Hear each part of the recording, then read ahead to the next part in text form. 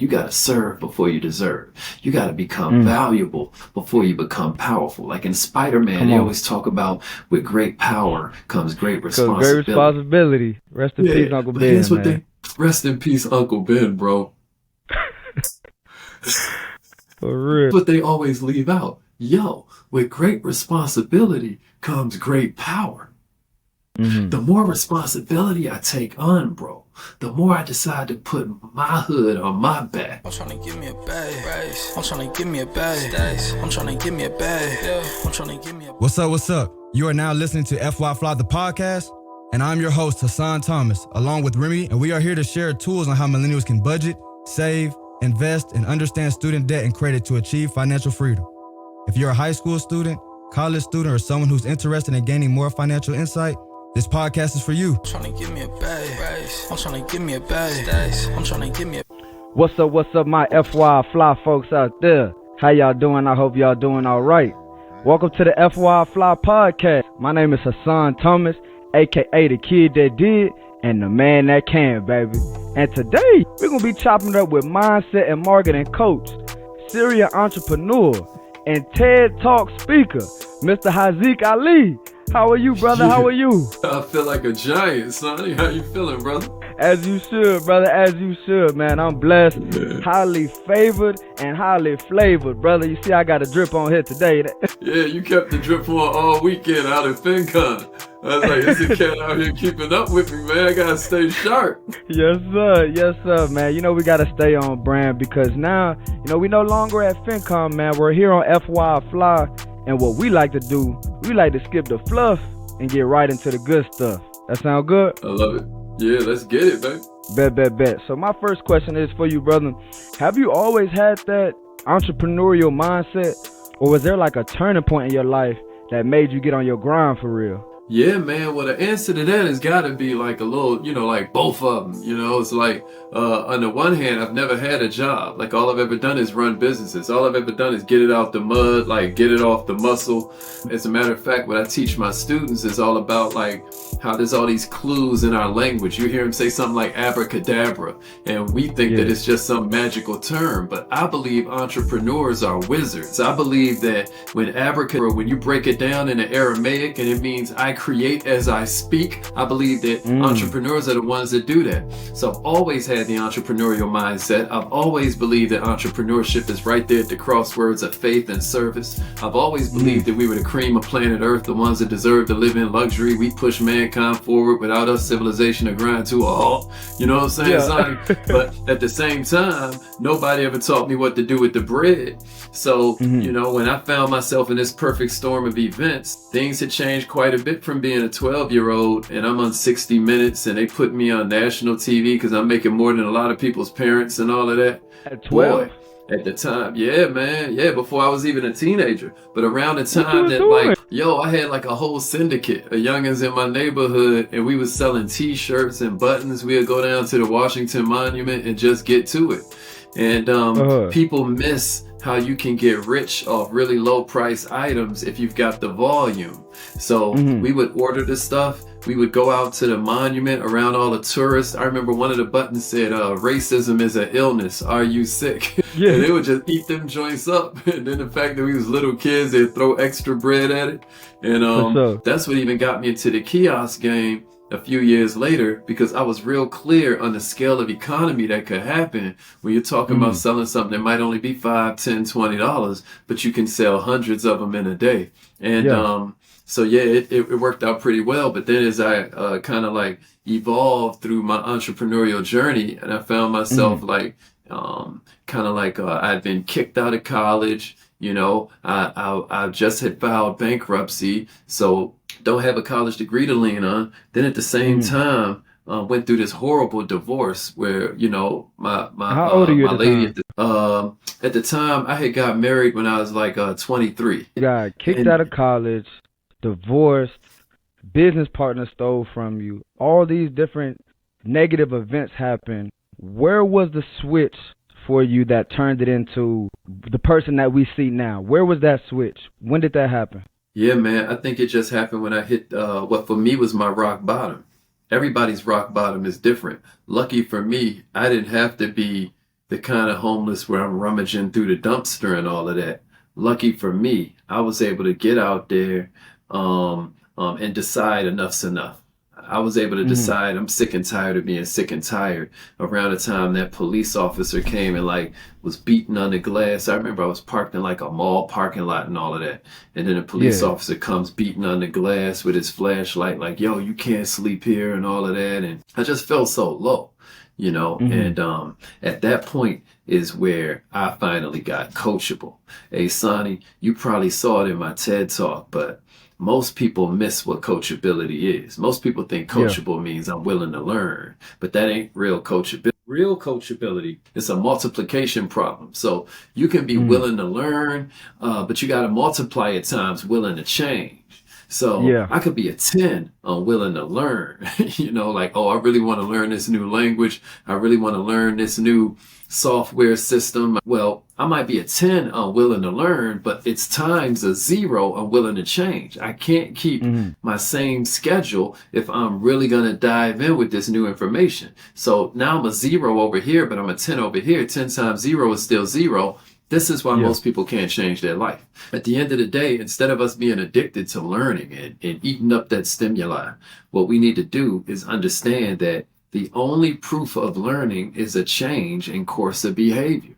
The only proof of learning is a change in course of behavior. And at that point is when I decided it was time to change. So do you have to do you believe that people have to hit their rock bottom in order to change? Because I don't want people to hit that immediate rock bottom just to change. So if you if there is there a way where is there some type of game that we can give people where they can hit that mindset switch before they hit rock bottom? That's the question. Oh yeah, and it's an incredible question. I will say that it's possible, but I'll say most will never do it. Like you know, if I go to Elon Musk and I say, hey man, I got a way we can make $1 million this year, he'll be like, how did you get my number? You know, but if I go to Elon Musk, like $1 million, like I'm losing money talking to you right now. But if I go to him and say, hey, bro, I know how we can stop you from losing $1 million this year, he gonna be like, tell me more. And that's because human nature responds a lot quicker and a lot easier to loss than it does gain. We have more of this thing in us where we don't want to feel what that loss feels like. The gain, maybe that'll happen, maybe it won't. But loss, we're quite familiar with how that feels, and we want to avoid it at all costs. So to answer your question, absolutely somebody can change their mind without hitting rock bottom.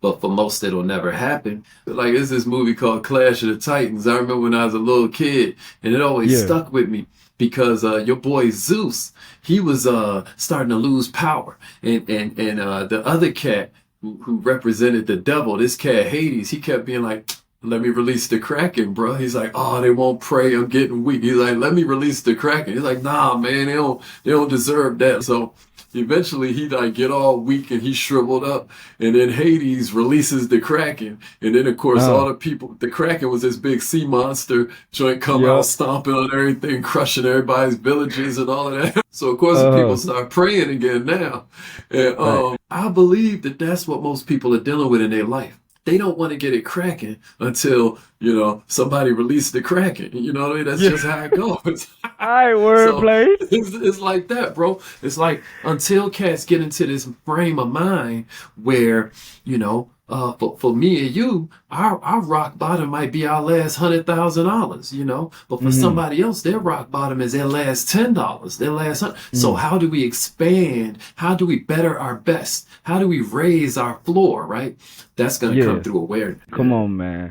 So what would you say from all the lessons that you've learned, from the trials, the tribulations, speaking to you right now in this day and age, what would you say is the biggest lesson that you've learned from your journey, from your entrepreneurship journey? Man, that either your mind has to expand to match your goals, or your goals are just going to gradually start to shrink to match your mind. You know what I mean? Like, we think that we see with our eyes, but really we see with our mind. And once I understood that, bro, once I understood that the only thing separating me from anything I want in this world is just some stuff I don't know. Once I got it real firm in my head that I can accomplish anything that I'm willing to pay the price to accomplish, life just switches up. You know, it's wild. Like my sister's a doctor, my brother's like a big corporate bigwig, and so now they all want to be entrepreneurs. So it's like one time for when the black sheep of the family becomes the goat. You know what I mean? Yeah. So you had that transformation, and you're seeing that things are different now. So that's amazing, man. Man, you mentioned that, I think you said your brother and your sister, right, that they want to be entrepreneurs. And, you know, speaking to a fellow entrepreneur, we both know that entrepreneurship is not easy. Working a 9 to 5 is not easy either. So talk to us about, what does it mean to have mental toughness, and how can we build that up if we just weren't naturally born with it? Yeah, well, you know, mental toughness is like confidence, bro. It's conditional. You know, like you always kind of feel nervous when you asking a customer to buy something, or you asking a sponsor to come and get behind a podcast, or somebody asking a boss for a raise. We feel a little bit weird. But then if you're talking to your kids or your little brother or your little homie and you're like, yo, do this and do this now, all of a sudden you feel 10 feet tall, you know? Yeah. And that's like mental toughness. It's conditional. It's like in certain spaces, you're going to be really mentally tough. You're going to be really open to adapting to the circumstances. And then in other places where fear has taken over rather than love, you're going to feel not so mentally tough. You're going to feel like every single no stabs you to the core. You're going to feel like every rejected idea is a rejection of you as a person, not the simple idea you have put out there. It gets hard. Yeah. So what do? We study, man. And I'm a big believer in what I call, or what is called, affirmations. I believe that words become flesh. There's this big book about entrepreneurship where it says, let the weak say, I am strong. You know what I mean? And that ain't God telling you to lie. That's God telling you you are lying whenever you acknowledge something in yourself other than greatness. And so what that tells us is that between the fact that we were taught we were made in God's image, and then we were taught that he said be, and then it is, that tells us two things. One, that even God started with an image. So what you want to do is have in your mind the image that you want to manifest. Like I never drove a Bentley before I bought one. I never even rode in a Bentley before I bought one, bro. But I'm going to tell you what I did do. I had it on the cover of this vision board coloring book that we got. Like if somebody goes to my website, and I got some around here somewhere, but if somebody goes to my website, they'll see this vision board coloring book that we sell. Bro, right on the front of it is this bent, you know what I mean? And so I was staring at it for years before it manifested in my life, before I manifested with having like the key, you know what I'm saying? But before it was in my mind, before it was in my hand. And that's what manifest means. Manna comes from the Latin word for hand. So to manifest is to bring it out your head and then it be in your hand. And that's the secret of it. If you can hold it in your head, you can hold it in your hand. The reason why it's so rough on most of our people, bro, is that we're constantly distracted. I be asking them sometimes, Sonny, do you really believe in G-O-D? Because there was this rapper named Tupac who always used to say M-O-B and M-O-B and M-O-B, but it ain't always money. And it ain't always what I say is G-O-D, which stands for goal over distraction. The reason in Hebrew they would call the devil Beelzebub, bro, is because in Latin, Beelzebub means Lord of the Flies. So here you is trying to walk the straight path, and then here come the flies. You know what I mean? You on your Sirata Mustaqim, and then here they come with all the distraction, and now you don't know where you headed. That's the devil. The devil's government name is distraction, if people don't get it. If you can learn to focus and concentrate, your mental toughness is going to expand. But the key is for you to start small and begin to just grow from there. You can't build on nothing but success. You can't build on failure. So you don't need to keep reminding yourself of all your shortcomings and the time you messed up. You need to be like, I got it right today. I'm going to get it even better tomorrow. And then before you know it, that journey of 1,000 miles starts to get shorter and shorter and shorter because you're taking it step by step by step, you know, like that. One of the things when I left college, I literally cut off everybody that wasn't adding to my new business venture. So I used to be on Twitter a lot. Well, they call X now. I used to be on there a lot, before I got into my business tip. Everybody was messing with me on Twitter. As soon as I switched over to business, I went from maybe 25 likes, 30 likes to 0. As soon as I put, my business stuff out there. So what that meant to me when I left college, I was like, okay, I'm more received on Instagram, on LinkedIn, on these other platforms. So I'm going to take my energy. I'm not going to be distracted by Twitter when it's not yielding any results. I'm going to cut off the people that's not yielding any results, that's actually subtracting, not adding to my life. I'm going to cut those people off, and I'm going to lock in. And I told people you got to have tunnel vision. So you really literally got to drop everything you care about in your little tunnel, and whatever falls outside of that tunnel, you can't give it your time, your energy, or your money. Come on. That's it, bro. That's it. You don't understand like how there's this rule that my mentor always, he's like OQP, only quality people. Because environment is stronger than willpower. Environment is stronger than willpower. If I keep hanging out with cats and they rob liquor stores every single day and they keep coming home with these big bags of money, how long can I withstand that? Especially if I need money before I'm like, all right, what's today's liquor store? You know what I mean? All right, let's do this. I'm rolling with y'all this time. Listen, I can't take it no more. Y'all keep coming back with environment is stronger than willpower. So, man, I saw a video where you were like, and I mentioned earlier, whenever you're locking in, if those people fall outside of those things or people fall outside of your tunnel vision, you can't give them your time, energy, or money. And I saw that you mentioned where money is a direct correlation to time and value. So can you break that down a little bit more for us? Oh, absolutely. And so again, we said environment is stronger than willpower. We said you got the mentality. That's one form of environment. We said habitat is another form of environment. And then we said culture is a third form of environment, which is what you were referring to, only quality people. Culture is walking, talking environment. The people we hang out with become culture. Well, see, the thing about having a wrong culture is that they tell you a bunch of stuff that ain't true. Right? It sounds good, but it ain't true. Like they always tell you stuff like time is money. Hey, Sonny, time is way more valuable than money. It's infinitely more valuable than money. How many times have you spent money and got it back? Now, how many times have you killed some time and gotten it back? Like you never can. It'll never happen for none of us, right? And then when it comes to the value and how money's attached to value, I teach these 5 laws of success through service, right? And one of them is definitely value. Another one's influence. I won't get into that right now. But the bottom line is that value is defined by how much more you give than you receive in return. That's what value is. And what you heard me say in my TED Talk constantly is like, you got to serve before you deserve. You got to become valuable before you become powerful. Like in Spider-Man, they always talk about with great power comes great responsibility. Rest in peace, Uncle Ben. Rest in peace, Uncle Ben, bro.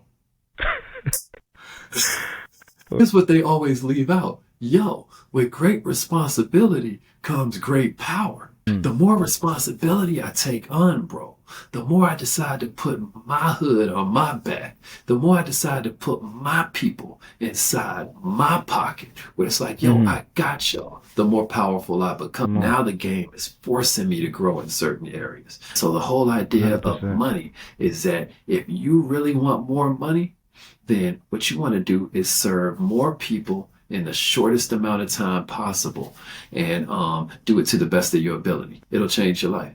Yes, sir. Yes, sir. I'm a huge proponent of becoming valuable so you can then provide value to others.